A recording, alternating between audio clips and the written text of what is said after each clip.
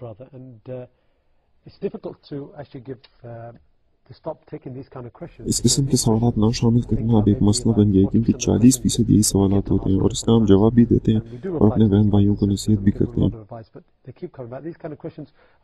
اس قسم کے سوالات یعنی خواتین اور مردوں کا ایک دوسرے سے ملنا اور بات کرنا وغیرہ، اور لوگ سوال کرتے ہیں کہ فلاں شیخ کے مطابق یہ دوستی کی حد تک جائز ہے، اور ایک بھائی نے بھی یہی سوال کیا ہے کہ اس میں کیا مسئلہ ہے کہ کسی خاتون سے بات کی جائے، کیونکہ میرے ذہن میں کوئی غلط خیال نہیں ہوتا اور میں تو صرف دوستی کرنا چاہتا ہوں اور دوستی تو کوئی بری بات نہیں۔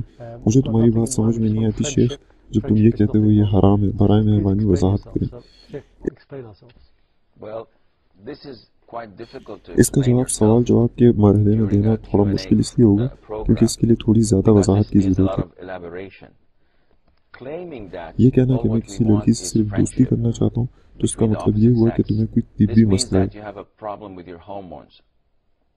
تمہارے ساتھ کوئی طبی مسئلہ ہے، کیونکہ کوئی لڑکا کسی لڑکی کے ساتھ صرف دوستی کی حد تک نہیں رہ سکتا حتیٰ کہ اس کے ساتھ کوئی طبی مسئلہ ہو۔ اس لیے شیطان کے وسوسوں سے دھوکہ مت کھائیں۔ جب آپ اس خاتون سے بات چیت وغیرہ کرتے ہیں، اس کے پیچھے شیطان کا کوئی مقصد ہوتا ہے، اور وہ مقصد بڑا بھی ہو سکتا ہے اور چھوٹا بھی۔ تمہیں لڑکی سے بات کرنے کی کیا ضرورت ہے جب تم لڑکے سے بات کر سکتے ہو؟ تو گویا ثابت ہوا کہ کوئی گڑبڑ ہے۔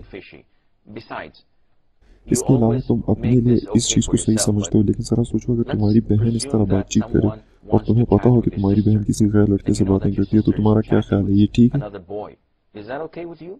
اگر تم کہتے ہو کہ ہاں ٹھیک ہے تو اس کا مطلب ہے تمہارے ساتھ کوئی انتہائی سنگین مسئلہ ہے، اور اگر یہ ٹھیک نہیں تو لازمی سی بات ہے پھر یہ تمہارے لیے بھی ٹھیک نہیں۔ باتیں کرنے کا اختتام کسی نہ کسی صورتحال میں ضرور ہوتا ہے۔ پہلے تصاویر کا تبادلہ ہوگا، پھر شاید فون وغیرہ، پھر اس کے بعد یہ سلسلہ بڑھ جاتا ہے، یعنی شاید اگر تم دونوں ایک شہر یا ایک علاقے کے رہائشی ہو تو پھر ملاقاتیں شروع ہو جاتی ہیں اور تم کہتے ہو وہ میری دوست ہے اور بس اس سے کوئی فرق نہیں پڑتا، میں کچھ نہیں کروں گا، لیکن یہ تم سوچتے ہو۔ چلو مان لیا تم 100% میں سے 1% ایسے ہو جسے کوئی فرق نہیں پڑتا، تو باقی 99% کے بارے میں تمہارا کیا خیال ہے؟ مطلب کون کہتا ہے کہ تم کسی گناہ کے مرتکب نہیں ہو سکتے؟ بالکل اسی چیز سے اللہ عز و جل نے ہمیں خبردار کیا ہے کہ شیطان کے نقش قدم کی پیروی ہرگز نہ کریں، اور تم بالکل یہی کر رہے ہو اور یہ مکمل منع ہے۔